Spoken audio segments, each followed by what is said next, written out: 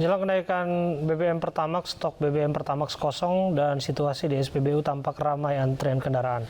Naiknya harga BBM Pertamax pun dirasa memberatkan bagi pengguna. Ya pemirsa, Pertamina akhirnya menaikkan harga bahan bakar minyak jenis Pertamax dari yang sebelumnya 9.000 menjadi 12.000. Dan kenaikan ini akan dimulai pertanggal 1 April pada malam nanti pukul 12 waktu Indonesia Barat.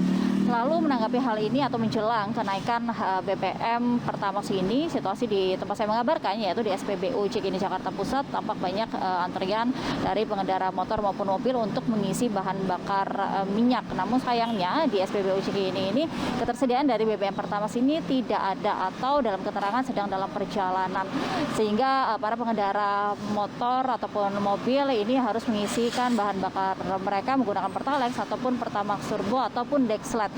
Lantas bagaimana tanggapan dari masyarakat atas kenaikan dari BBM jenis Pertamax ini? Saya akan mewawancarai salah satu pengendara yang baru saja mengisikan bahan bakarnya. Halo Mas, dengan siapa namanya? Eki. Mas Evi. Eki. Mas Eki ya, Mas Eki, tadi Mas mengisi bahan bakar apa nih Mas? Pertamax Turbo. Karena Pertamax lagi kosong katanya baru datang, jadi mau nggak mau isi Pertamax Turbo. Oh, jadi biasanya memang menggunakan Pertamax ya Mas? Betul. Ya, Mas, kita ketahui nih ada kenaikan harga BBM Pertamax dari 9.000 menjadi 12.000. Bagaimana tanggapan Mas? Lumayan cukup signifikan ya, naik kayak dari 9.000 ke 16.000 ya? 12.000 ya. Kemarin sempat baca jadi 16.000. Cuma ya lumayan lah, naik 3.000 kan juga lumayan berasa. Jadi kebutuhan kita kan cuma bukan buat beli bahan bakar doang. Ya kalau bisa sih pemerintah naikinnya jangan terlalu signifikan ya, agak dikurangin aja. Baik, terima kasih Mas Eki atas waktunya. Sama-sama. Ya pemirsa, demikian tadi wawancara saya bersama dengan salah satu pengguna bahan bakar minyak Pertamax, menyampaikan bahwa memang kenaikan harga BBM Pertamax ini dinilai memberatkan. Namun Pertamina sudah memberikan keputusan meskipun dinaikkan, ini nampaknya kurang dari nilai keekonomisan yang memang sudah ditetapkan yaitu 14.000. Namun Pertamina mengambil jalan tengah, yaitu mengambil angka Rp12.000 supaya tidak terlalu sebenarnya memberatkan bagi masyarakat. Demikian laporan kami dari Jakarta, Angelika Devagam. Enggar Bagus, Ahmad Mahar dan Ayus melaporkan. Pemirsa, kita akan diskusikan persoalan ini bersama dengan ekonom Bima Yudhistira. Assalamualaikum, selamat malam Mas Bima. Waalaikumsalam, selamat malam. Ya, Mas Bima, nampaknya kenaikan Pertamax ini sudah menjadi keniscayaan ya. Saya pikir tadi akan semacam komedi April Mop, tapi ternyata jadi reality ini. Yang paling baru di Papua Maluku sudah naik Rp12.750 dari 9.200. Kenaikan berkisar 3.350. Menurut Anda angka ini realistis?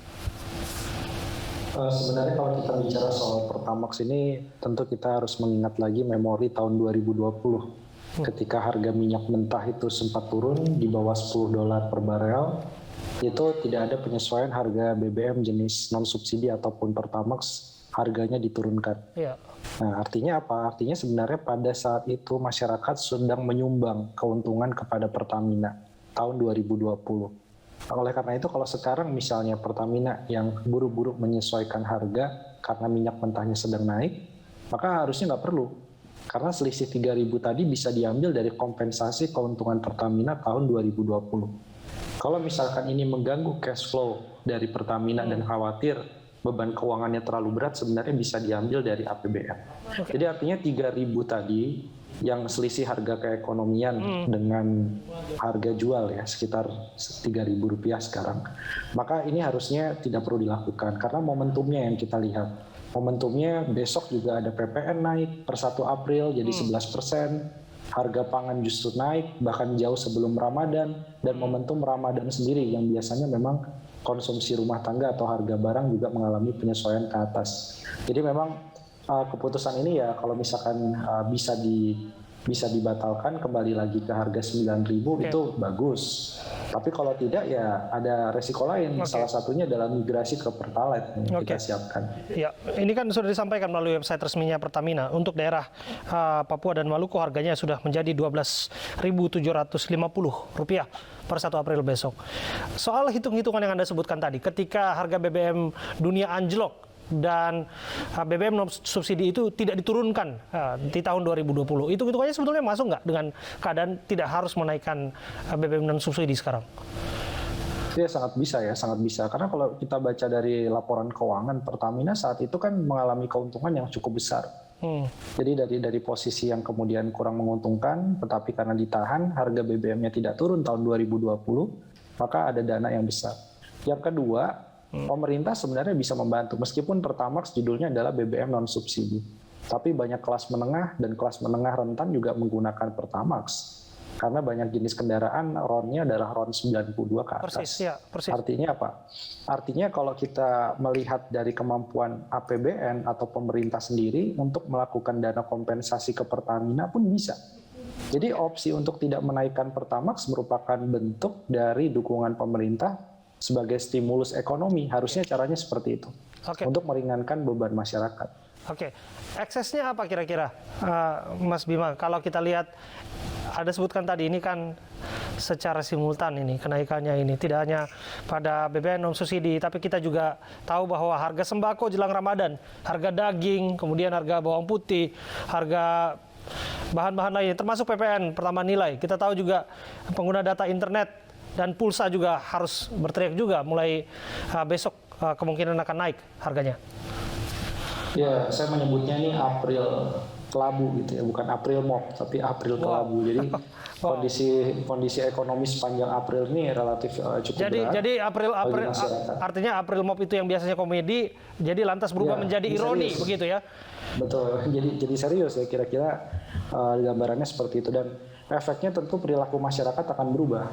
Jadi sebelumnya misalkan konsumsi Pertamax, sekarang selisihnya jauh sekali tuh. Kalau Pertamaxnya 12.000 ya misalkan di Jawa, versus dengan harga Pertalite 7.600, selisih itu kan lumayan ya. Artinya kalau kita nggak mungkin beli bensin 1 liter, pasti belinya kalau motor minimum misalnya 2-3 liter. Artinya nanti akan ada migrasi ke Pertalite. Nah, migrasi ke Pertalite ini siap nggak pasokan BBM Pertalite ini? Betul. Jangan sampai ada resiko terjadi kelangkaan di SPBU. Yang kedua, masyarakat juga pasti akan berpikir nih, mudik lebaran jadi apa enggak? Bukan karena harus booster ya, bukan karena harus booster, tapi dia akan berpikir ini ongkosnya cukup atau tidak. Karena keropos beli Pertamax gitu ya. Ya, kalau pakai transportasi lainnya selain dari kendaraan pribadi, pasti ada konsekuensi juga akan penyesuaian. Ini harga tiket pesawatnya juga pasti naik kan. Iya. Gitu. Jadi ini salah satu hal yang membuat pelaku retail, pelaku usaha juga dampaknya sangat luas kemana-mana. Meskipun yang kita bicarakan adalah Pertamax, yang sering disebut adalah BBM untuk kelas menengah atas. Tapi pada faktanya banyak sekali kelas menengah yang juga pakai Pertamax, dan sedikit saja naik harganya, ya dia bisa geser menjadi orang miskin baru. Iya, jadi Bapak-bapak siap kencangkan ikat pinggang, ibu-ibu sabar-sabar di rumah, ya hadapilah keadaan ini ya. Terima kasih atas waktu Anda berbincang bersama kami, Mas Bima Yudhistira. Demi mendapatkan minyak goreng curah bersubsidi, warga rela antre sejak pagi. Informasinya sesaat lagi untuk Anda.